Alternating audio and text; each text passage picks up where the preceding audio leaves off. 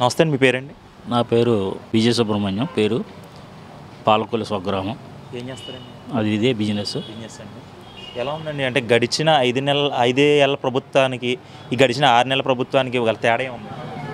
వ్యత్యాసం అనేది చాలా తేడా ఉంది. లోగడ కూడా చాలా ఛానల్స్లో చెప్పడం జరిగింది. అలాగే మన లోకల్ ఎమ్మెల్యే గారు, మంత్రివర్యులు రామానాయుడు గారి ఆధ్వర్యంలో ఈ బృహత్తరమైన కార్యక్రమాలు కూడా ఆయన చేపడటం జరిగింది. మొన్న కరెక్ట్గా వారం నాడు 2K రన్ పెట్టారు. 100% సక్సెస్ అయింది. పిల్లలు చాలా యాక్టివ్గా పాల్గొన్నారు.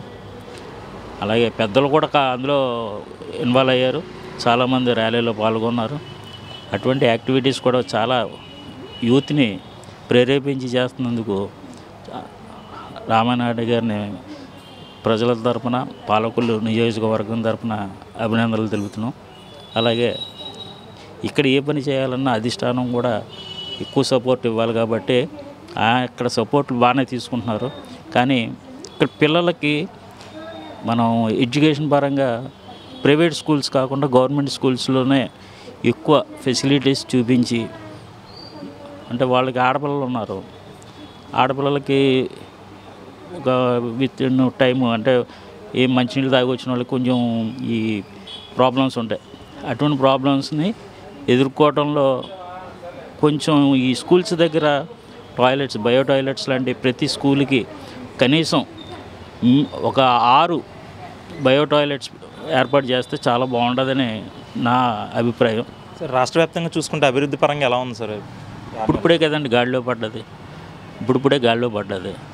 కొంచెం ఇంకా టైం పడుద్ది. మీరు ఫుల్ ప్లెడ్జ్డ్గా 100%కి రావాలంటే ఈ ప్రభుత్వం చాలా కష్టపడాల్సింది ఉంది. అంటే బాగా ఊబిలో ఉన్నాము. ఊబిలోంచి ఇప్పుడిప్పుడే చెయ్యి బయటకు వచ్చింది. మనం బాడీ మొత్తం బయటికి రావాలి కదా. చంద్రబాబు నాయుడు గారు ఆ దిశగా ప్రయాణం చేస్తారంటారు? బ్రహ్మాండంగా ఉంది. ఆయన దగ్గర ఆ విజన్ ఉంది. దిగువ ఉన్న మంత్రివర్గాలను కూడా ఆయన ఫిల్టర్ చేసే పెట్టుకున్నారు.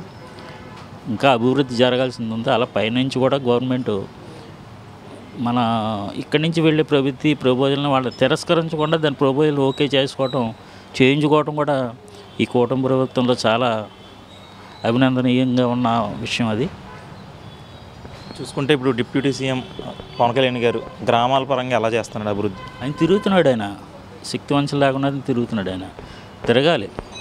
ఎందుకంటే గ్రౌండ్ వర్క్ ఎక్కువ చేసుకుంటూ వెళ్తున్నారు. చంద్రబాబు నాయుడు గారు ముందు నుంచి అలా గ్రౌండ్ వర్క్ ఆయన ప్రతి మీటింగ్లోనూ చెప్తున్నారు. ఆయన ఏ దశ నుంచి ఏ దశకి ఈరోజు ఈ సీఎం స్థానంలో మళ్ళీ సీఎంగా రావడానికి ఎన్ని అడ్డంకులను ఎదుర్కొని వచ్చారో అంతకంటే అడ్డంకులు ఈయన కూడా ఎదురు చూసినవి ఉన్నాయి. కానీ బయటికి రాలేదు కొన్ని. కానీ ఇప్పుడున్న పరిస్థితుల్లో ఈక్వల్ టు 2 మనం కాటా పెట్టచ్చు. సమతుల్యంగానే ఉన్నారు ఇద్దరును. ఎక్కడున్న సమస్య ఉంటే సమస్యకి నేనున్నాను అనే అటు లోకేష్ గారు అనివ్వండి, ఇటు పవన్ గారు అనివ్వండి, చంద్రబాబు నాయుడు గారు అవనండి, అలాగే మా నిమ్మల రామానాయుడు గారు అవనండి, సమస్య ఉంటే మాత్రం ఇమీడియట్గా రెస్పాండ్ అవుతున్నారు. ఆ సమస్యను సాల్వ్ చేస్తున్నారు. మనం రీసెంట్గా చూసాం విజయవాడలో వరదలు, బుడమేరు, రామానాయుడు గారు తెల్లవారులు అక్కడే ఉండి ఆ బురదలో అది ఏంటి ఈ పట్టుదల ఏంటి అంటే రాజకీయం ఉన్నది వేరు, ప్రజల బాగోగులు చూసే రాజకీయం వేరు. కానీ ఇక్కడ చూసింది ఆయన నా కుటుంబం అనుకుని చేసిన వ్యక్తి మా రామానాయుడు గారు. చూసుకుంటే మేము అభివృద్ధి అంతా గడిచిన 5 ఏళ్లలోనే చేసాం. ఈ 6 నెలల్లో పూర్తిగా కూటమి ప్రభుత్వం ప్రజల్ని మోసం చేసేసిందనే ఆరోపణలు అయితే జగన్మోహన్ రెడ్డి చేస్తున్నారు. ఉంటాయండి. మనం మంచి జరుగుతుంటే చెడు వెనకాల 10 వస్తూ ఉంటాయి. మనం అటువంటి వాటిని ఎదుర్కోవాల్సింది ఉంది, చాలా ఉంది. ఇది ఇప్పుడు ఇంకా మనం 2-3 రోజుల్లో ఈ బైక్ ర్యాలీలని ఇవని నిన్న రాత్రి కూడా ర్యాలీలు 9 మెయిన్ రోడ్లో జరిగింది. ఏదో కాయకలని పడ్డాయి, వస్తూ ఉంటాయి. ప్రతి గవర్నమెంట్కి మంచి అభివృద్ధి జరుగుతుంటే 10 రాళ్ళు పడుతూనే ఉంటాయి. మొన్న 13వ తారీఖున రైతుల కోసం కొన్ని దీక్షలు అయితే పెట్టారు వైసీపీ వాళ్ళు. ఇప్పుడు 26న కూడా విద్యుత్ కోసం విద్యుత్ ఛార్జీ పెంపులని చెప్పి ధర్నాలు చేస్తానంటున్నారు. విద్యుత్ ఛార్జీలు ఎలా ఉన్నాయండి? గతంతో పోల్చుకుంటే ఇప్పుడు ఎంత తగ్గినాయో పెరిగినాయి అంటారు? ఇప్పుడు లాస్ట్ మైనస్లో ఉన్న అకౌంట్లు ఈ సర్వీస్ నెంబర్లకి ఒక 500 బిల్లు కట్టే వాళ్ళకి 800 700 వస్తుంది. కానీ ఆ క్లారిటీ డిపార్ట్మెంట్ వారు కూడా పబ్లిసిటీ ఇస్తే బాగుంటుంది. ఆ విషయంలో మన సీఎం గారు కూడా స్పందించాలి. ఎందుకంటే ఒకేసారి అంత బడ్జెట్ పెట్టి మనం ఆ ఏరియాస్ని ఇందులో కడతాం అనేది కరెక్ట్ కాదు. ఎందుకంటే ఛార్జీలు తగ్గితే బాగుంటుందని కోరుకుంటున్నారు ప్రజలు, కానీ ఛార్జీలు అయితే పెరిగినాయి.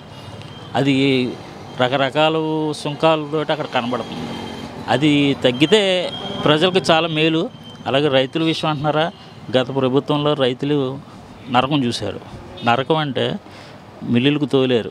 ఆ మిల్లులు తోలింది అకౌంట్కి ఏ నెంబర్కి వస్తుందో తెలియదు, ఏ రోజు వస్తుందో తెలియదు, ఎప్పుడు డబ్బులు వాళ్ళు తీసుకుంటారో తెలియదు. ఎప్పుడు మళ్ళీ ఇంటికి కనీసం ఒక 25 కేలు బియ్యం కట్ట తీసుకెళ్ళాలంటే ఆ డబ్బు వచ్చి తినే పరిస్థితి కూడా లేకుండా ఉన్న రోజులు కూడా జరిగినాయి. కానీ ఇప్పుడు ధాన్యం తోలిన మీకు 72 గంటల్లో ప్రతి రైతుకి డబ్బులు పడ్డాయండి. నేను గ్యాదర్ చేసిన ఒక 20 మందిని నేను గ్యాదర్ చేశాను. రైతులు వారీగా నేను అడిగాను కూడా. గత పాలనకి ఈ పాలనలో రైతులు మాత్రం మాకు 3 రోజుల్లో డబ్బులు వచ్చినాయి అండి. 72 గంటలు దాంట్లో మెసేజ్లు వచ్చినాయి, వెంటనే డబ్బులు పడ్డాయి. గవర్నమెంట్లో అంతకుముందు ఉన్న ఈ తేమ శాతం కూడా డిఫరెన్స్ చెప్పారు వాళ్ళు. అప్పటి మీద ఇప్పటికీ కనీసం బస్తాకి మినిమం 50 నుంచి 100 రూపాయలు మేము ఎక్స్ట్రా తిన్నాము నవ్వుతీ చెప్పారు. అది కావాలి మనకి.